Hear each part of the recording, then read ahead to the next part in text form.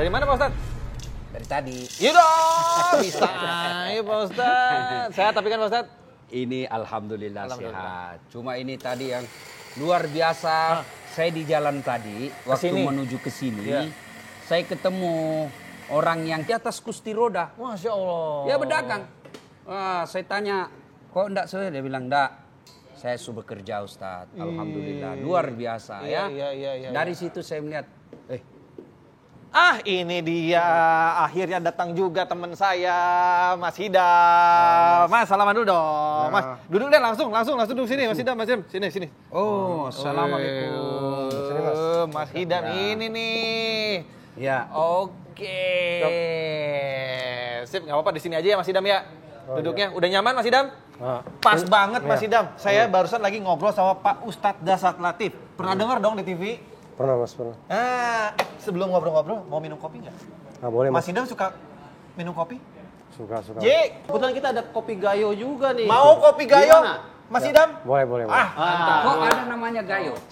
Iya, Saya baru tahu loh. Asli dari Gayo. iya. Karena Gayo tuh salah satu suku di Aceh. Mas. Aceh, betul. Ya, dan satu kabupaten Gayo. Betul. Salah satu daerah di Gayo. Dan itu terkenal memang kopinya. Kopi, betul. Kopi. Saya pernah ke sana. Luar biasa, Gayo di atas ketinggian bukit. Ya, ada ikannya itu yang kecil-kecil, enak juga jadi makan. Apa namanya itu ikannya yang kecil-kecil itu? Ikan depik, Mas. Itu dia. Ikan depik. Ikan depik. Ya, khas, saya tidak bisa bahasakan, tapi memang Enak ya? Enak dia. Nah, tapi Pak Ustadz sama pemirsa, ini perkenalkan teman saya namanya Mas Hidam. Pas banget tadi Pak Ustadz lagi ngebahas teman-teman kita, saudara-saudara kita yang difabel. Ya. Nah, Mas Hidam ini juga salah satu yang difabel. Tunanetra gitu. Tapi Jadi Mas Hidam ini sama sekali nggak bisa melihat.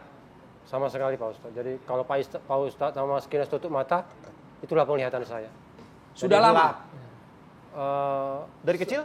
Enggak, jadi kalau sebenarnya Pak Ustadz, kalau dari kecil saya terlahir normal. Sama kayak Mas Kinos. Oke. Tapi ketika usia saya 21 tahun, 10 tahun yang lalu, saya mengalami sebuah kecelakaan, kepala saya terhantam, dan ya seketika mata saya nggak bisa lihat lagi, gelap sama sekali. Terhantam apa kalau boleh tahu Mas Hidam?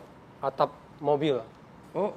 Jadi saya waktu itu numpang mobilnya temen, terus mobilnya temen tuh menghajar polisi tidur, tiba-tiba mobilnya loncat kan. Waktu itu saya nggak pakai safety belt Mas, jadi kepala saya tuh kehajar sama atap mobil itu. Cuman hanya karena polisi tidur. Tuh. Tapi saat itu tiba-tiba, pada saat itu juga nggak bisa melihat. Ya, Atau masuk ke rumah sakit dulu. waktu itu sempat pingsan, pas buka mata sorenya itu kan kejadiannya jam 12:30, buka matanya itu jam 4 sore itu gelap semua. Jadi Langsung. Ini lebih berat ya Pak Ustadz daripada misalnya dari kecil tidak diberikan penglihatan sama Ya, Allah. pasti lebih berat. Ini Mas Hidam pernah bisa Ya. melihat seperti kita, Ya. tapi tiba-tiba dihilangkan penglihatannya. Ya, pasti makanya saya mau tahu itu gimana perasaan. Masa-masa pasti pernah mengalami masa sulit dari pernah melihat selama 21 tahun tiba-tiba hilang sama sekali. ya pasti Pak Ustadz. Jadi bulan pertama, bulan kedua itu memang shock ya, sempat shock, sempat stres, sempat marah sama Tuhan juga, sama Allah. Kenapa Allah ambil mata saya seperti itu kan? Dan apa salah saya, apa dosa saya? Apalagi saya kan anak rantau Pak Ustadz, datang dari Aceh ke Jakarta mengadu nasib untuk membahagiakan keluarga. Tapi ketika saya sudah mau menjemput mimpi saya, tahu-tahu penglihatan saya diambil kan? Ya sempat nangis, nggak terima kan? Makanya saya bilang apa salah saya gitu kan? Makanya hal yang terberat waktu itu adalah saya nggak kuat lagi. Saya ingin mengakhiri hidup saya. Sempat. Jadi sudah di tangan waktu itu. Saya bilang Di bulan keberapa atau tahun? itu mungkin 1 tahun, hampir 4 bulan. Mau minum racun Mas Hidam. Ya, karena Terus, siapa yang bisa selamat akhirnya waktu itu?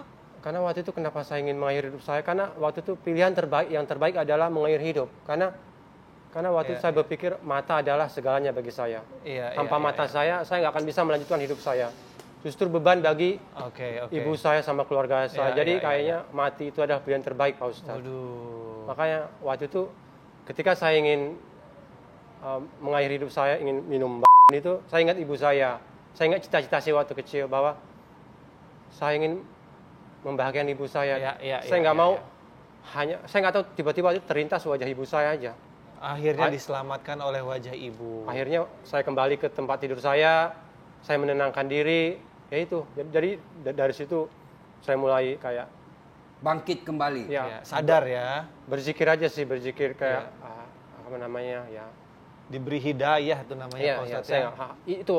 itu titik paling terendah dalam hidup saya, karena itu adik saya juga bilang waktu itu kalau saya seperti mayat hidup waktu itu. Iya. Jadi sudah semangat hidup itu tidak lagi Pak Ustadz.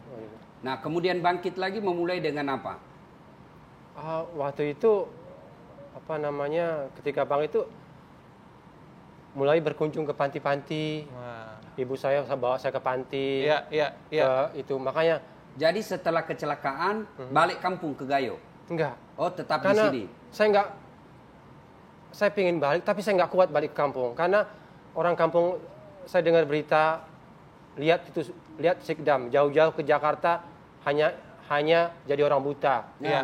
Nggak kuat. Tapi disitulah turning point-nya seorang Hidam, Pak Ustadz. That's why kenapa di sini ada Hidam di tengah-tengah kita di Ngopi, bukan sembarang. Hidam ini adalah tunanetra, tapi tunanetra yang berprestasi. Betul Hidam?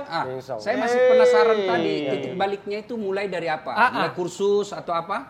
Titik baliknya itu tadi, ketika saya ke panti, Ya. ketemu teman-teman disabilitas, di sana kayak saya itu ditampar. Kan selama ini saya marah sama Allah, marah sama siapapun karena saya ini nggak adil bagi saya.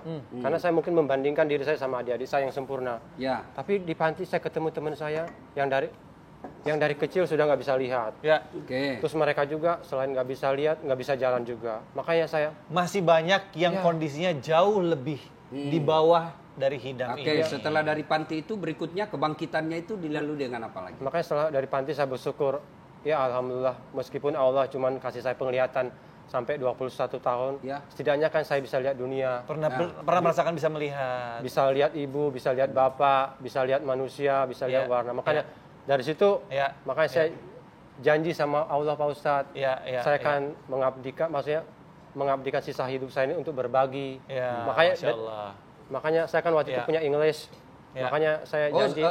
Jadi sebelum kejadian itu memang sudah ada bahasa. Ya, saya Modal punya bahasa Inggris. Iya, saya punya English. Makanya makanya saya pengen sharing English saya kepada adik-adik yang nggak bisa pergi kursus. Jadi guru di panti itu. Ya, di panti-panti atau di komplek. Ini dengan modal bisa bahasa Inggrisnya Hidam ini bisa jadi salah satu modal berprestasinya Hidam yang sekarang dia punya dan bawa ke sini pengen sharing sama kita Pak Ustadz. Penasaran nggak Pak Ustadz? Ya. Prestasinya apa? Ya. Berpidato. Udah deh rahasia tapi ngopi dulu gimana? Ngopi lagi. Nih Hidam, ngopi dulu. Nih. Mantap. Pahit tapi Hidam. Nggak apa? Gayo. Saya senang kopi pahit. Sikat.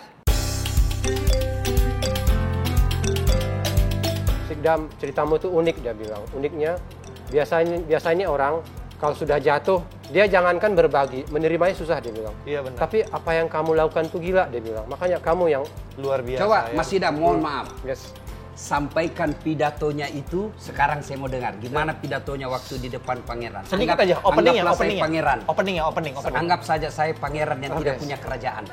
Oke. Ya.